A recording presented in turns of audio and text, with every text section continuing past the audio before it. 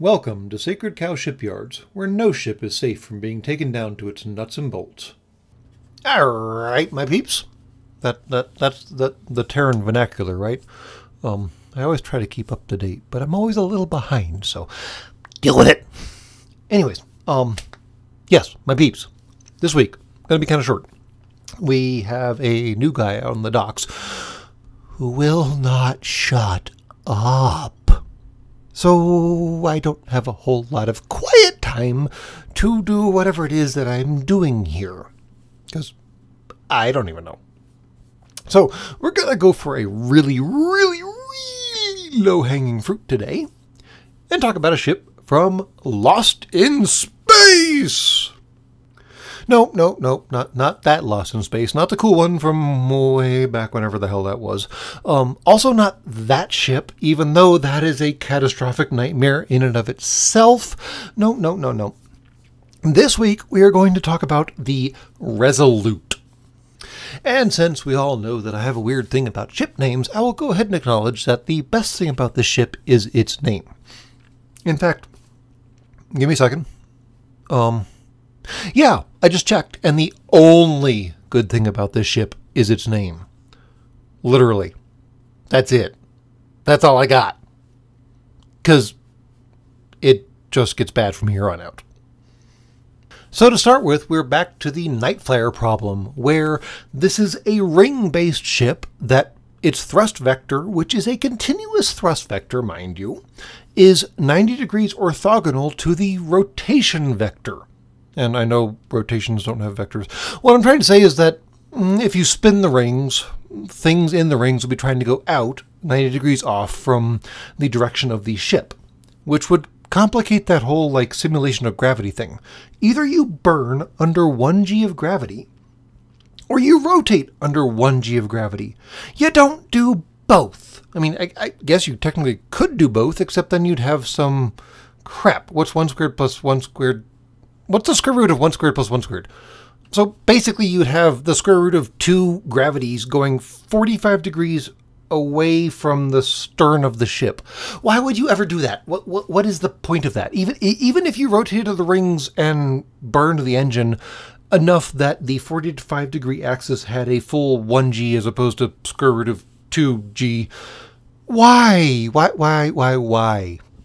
Either build a ship like a skyscraper where you're under constant 1g burn all the time and it's just 1g all the time and you don't have to deal with crazy mechanical moving things, or just give up your entire f***ing sanity and go with crazy spinning rings that generate 1g out on their extreme points and get less and less g the closer you get to the hub, which gets more complicated because the hub is a moving part and we're in space and things break, and you just don't do rings, please. Just don't do rings. They're bad.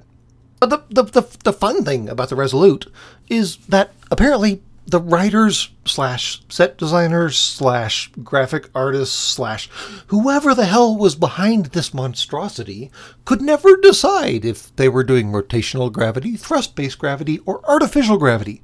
And they seem to just shift between the three just randomly. Because, I mean, I guess it's easier for the story. It makes a lot less sense for the vehicle. You would not build a ring-type vehicle if you had thrust-typed gravity.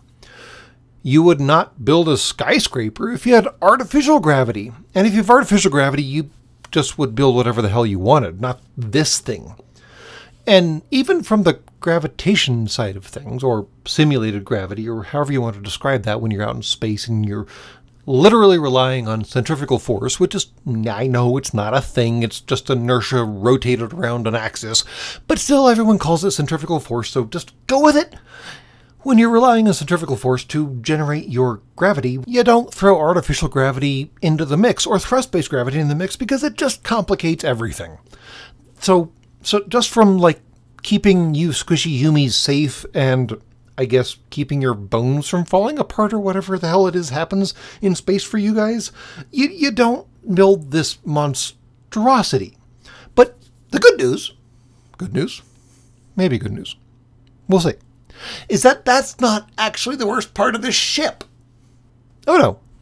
The worst part is that all of the docking rings, and understand that this is a colonist transport ship.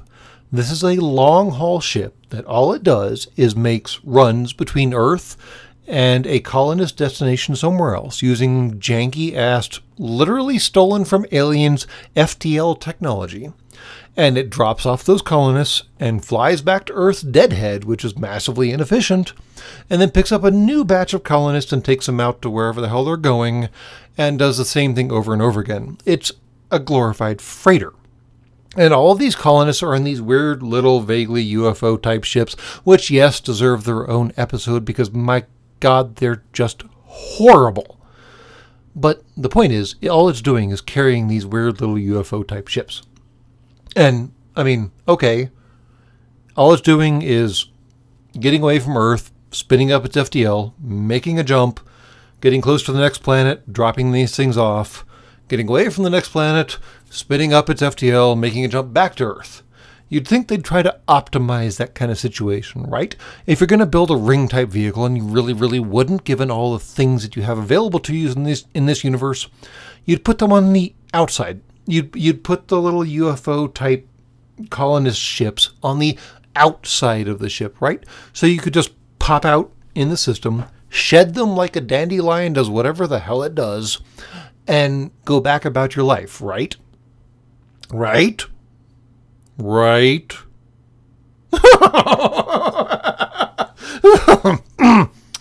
Yeah, you apparently put more thought into that than the f***ing writers of the stupid f***ing show.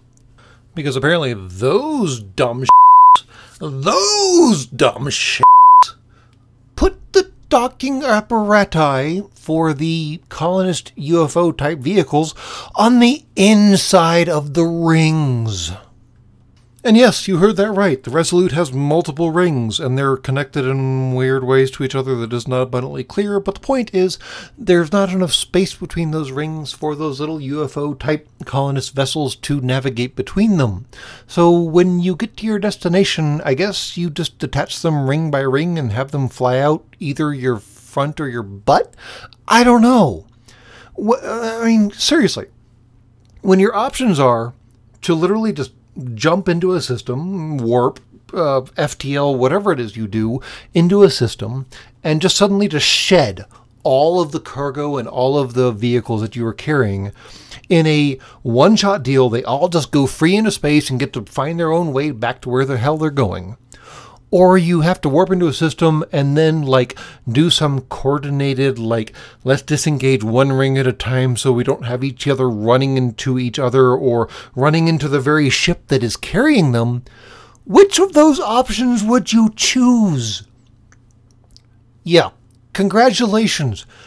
You are more intelligent than the average Netflix science fiction writer.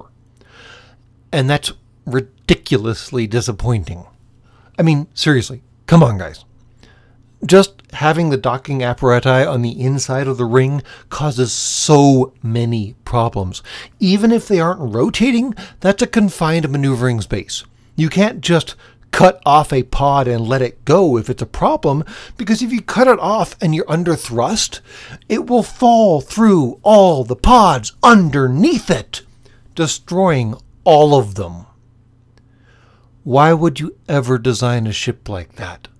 Now, yes, maybe, and I'm being generous here because I'm that kind of generous soul. Soul? Sure, why not?